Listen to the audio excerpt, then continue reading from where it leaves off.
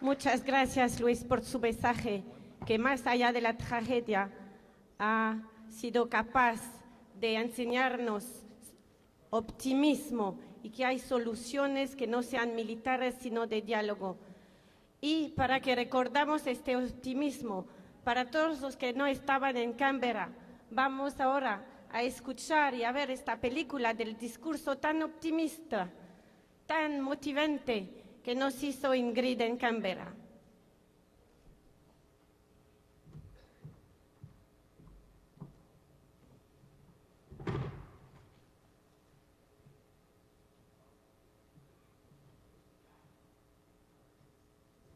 The meeting of the Global Greens, Plenary 3, Green Politics, Experiences from Around the World. And I'm asking, is Ingrid Betancourt in the room?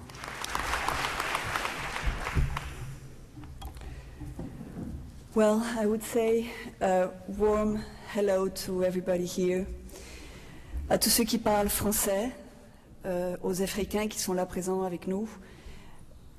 Un bonjour très spécial, très chaleureux, à la délégation française, avec qui nous avons des rapports très spéciaux, très fraternels. Y obviamente también a los hermanos de América Latina,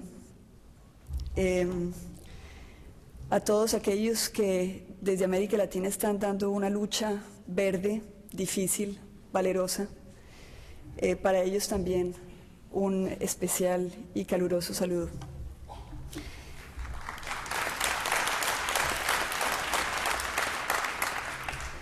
"30 years ago, the ecological or environmental conscience arose in the world as civic expression of concern for the humanity's future and of the planet. Starting from there, the Green parties were born. Today, as few times in the history of the universal political thought, the force of the environmentalistic appears like a current able to propose a serious alternative to governance in front of the dramatic failure of the neoliberal political predominance.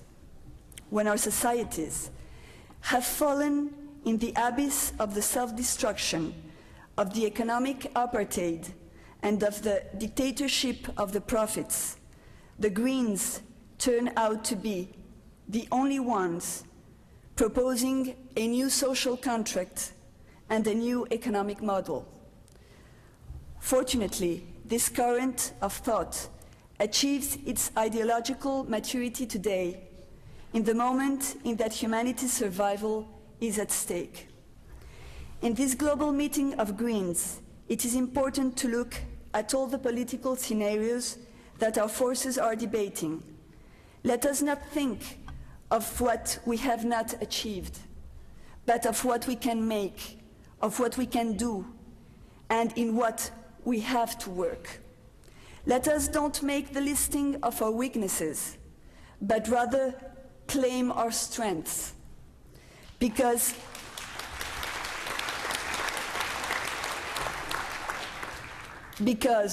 what corresponds to us as Green leaders in this generation is to give the battle and to win it. We are not entitled to be marginal political forces. Neither can we satisfy ourselves with being support forces for the construction of temporary political majorities. We should look for power and obtain it. We cannot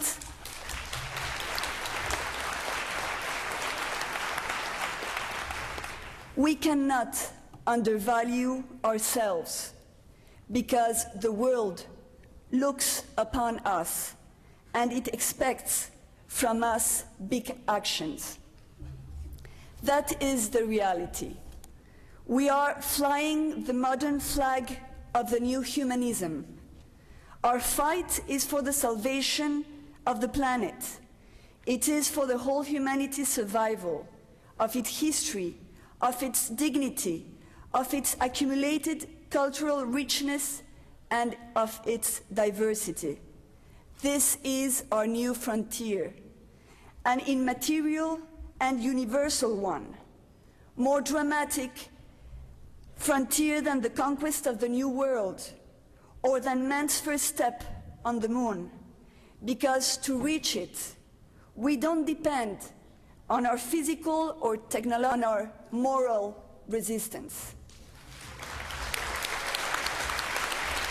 If it is true that the faith moves mountains and that David has conquered Goliath, then our fight should come out victorious.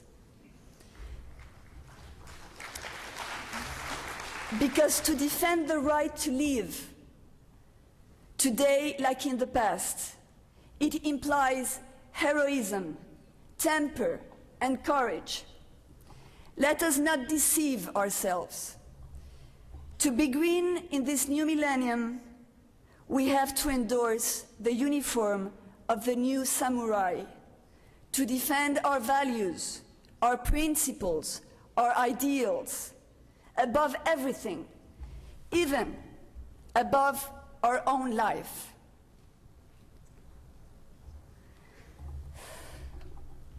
Because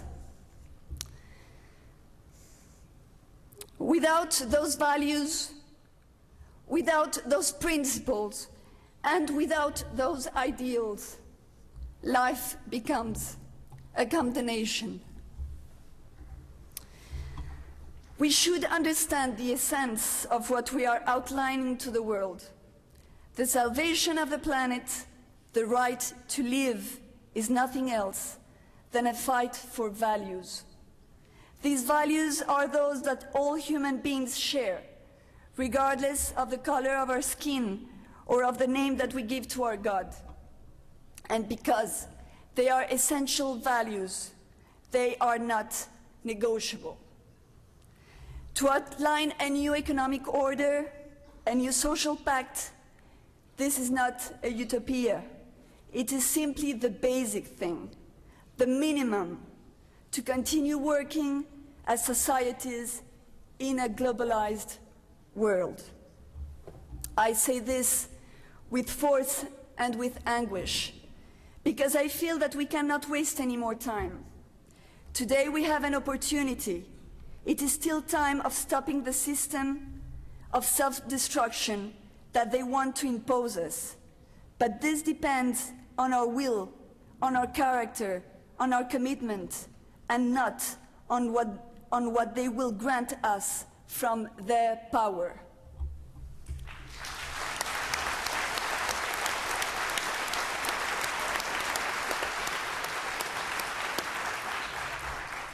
For that reason, the first thing that we should defeat is our own skepticism.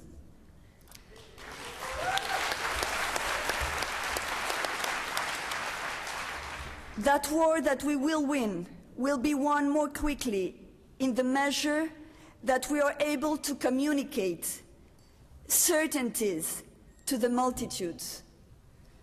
This is a modern confrontation where information is strategic and it will be won first with ideas. The future is green and it will be. Thank you.